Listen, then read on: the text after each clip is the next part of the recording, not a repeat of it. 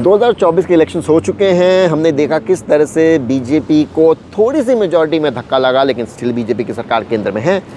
UPA ने किस तरह से मजबूती से अलग अलग उनके जो दल हैं उन्होंने बहुत अच्छा काम किया, विच इज़ कमेंडेबल। और उससे समझ में आता है कि हमारे देश का मतदाता इलेक्टोरेट, हमारे देश के नागरिक किस तरह से पॉलिटिक्स को, लोगों की दृष्टि किस तरह से इसे देख रही है, हम कैसे समझ रहे हैं। चाहे वह नरेंद्र मोदी की हवा हो या फिर बिके हुए मीडिया की बातें हो, जिसने ऑलमोस्ट कंफर्म कर दिया था कि मोदी सरकार 400 से ऊपर के बहुमत से बनेगी। लेकिन अब आगे क्या? मुझे लगता है यूपी के सामने कठिनाई अब बढ़ने वाली हैं। पॉइंट नंबर 1, जिम्मेदारी बढ़ गई, अब आप विपक्ष के नेता हैं। सो अब देश के लोग आपसे और अपेक्षा, एक्सपेक्टेशन रखेंगे।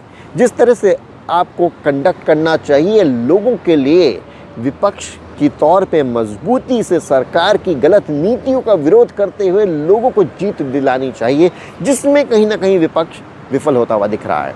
अ केस इन पॉइंट, जिस तरह से अभी सुप्रीम कोर्ट ने उत्तराखंड में योगी आदित्यनाथ ने कांवड़ यात्रा के दौरान जो किया, जिस तरह से धर्म पे राजनीति करी और हिंदू मुसलमानों में एक झगड़ा, तनाव की स्थिति बनाने का प्रयास किया, सुप्रीम कोर्ट ने हस्तक्षेप करके उस पर रोक लगाई, विच क्लियरली शोज सुप्रीम कोर्ट बता रहा है कि सरकार गैर कानूनी, अनकॉन्स्टिट्यूशनल काम कर रही है।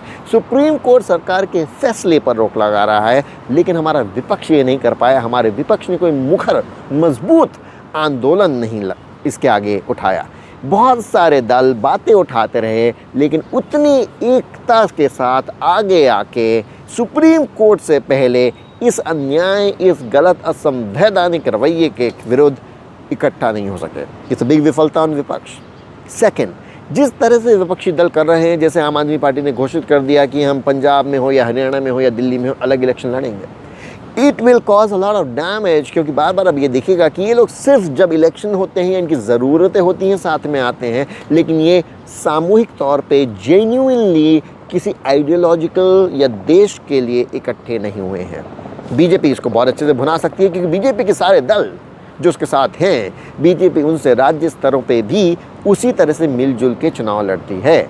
लेकिन अगर यूपी ये नहीं कर पाया, सो आई एम क्वाइट कॉन्फिडेंट लोगों को ये विरोधाभास देखेगा और बीजेपी इस विरोधाभास पे बढ़ चढ़ के बात करेगी, which will start setting in a point. लोगों को लगने लगेगा हाँ यार बात तो सही है, केंद्र में आप साथ हो, यहाँ पे आप अलग हो, how do we really trust you. क्योंकि वही व्यक्ति जो कल को सांसद के लिए प्रचार कर रहा था, आज कह रहा था दिल्ली में कि ये कांग्रेस का सांसद इसे जिता दीजिए, आज वह विधानसभा इलेक्शन में कहेगा कांग्रेस चोर है। How does that really add up?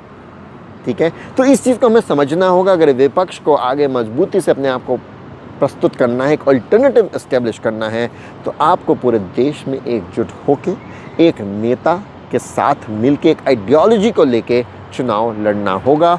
Otherwise it is very very challenging for UPA to win any further state elections. Not only that, चाहे वे पुल गिर गए हों, हवाई अड्डे की कितनी सीलिंग्स गिर गई हों, कितने ही रेल हादसे हो गए हों, पूरे विपक्ष को एक आंदोलन खड़ा करना होगा देश के सामने। जिस तरह से हमने देखा जॉब्स के लिए मुंबई एयरपोर्ट से गुजरात तक हज़ारों की भीड़ इकट्ठा हो गई। I think it's very important कि हमारा यूपीए एक साथ आए और अपने आप को अल्टरनेटिव के तरह से एक सेट करे, एजेंडाज बना के पार्लियामेंट के अंदर और बाहर एक रूपता से, एक तरह से लोगों के सामने अपने पॉइंट्स रखें, उनकी आवाज़ उठाए और बीजेपी को मजबूर करे कि इसके लिए अगर सॉरी बोलना है तो सॉरी बोलिए, काम करना है तो काम करिए। These are suggestions. आप क्या सोचते हैं मुझे बताइएगा ज़रूर।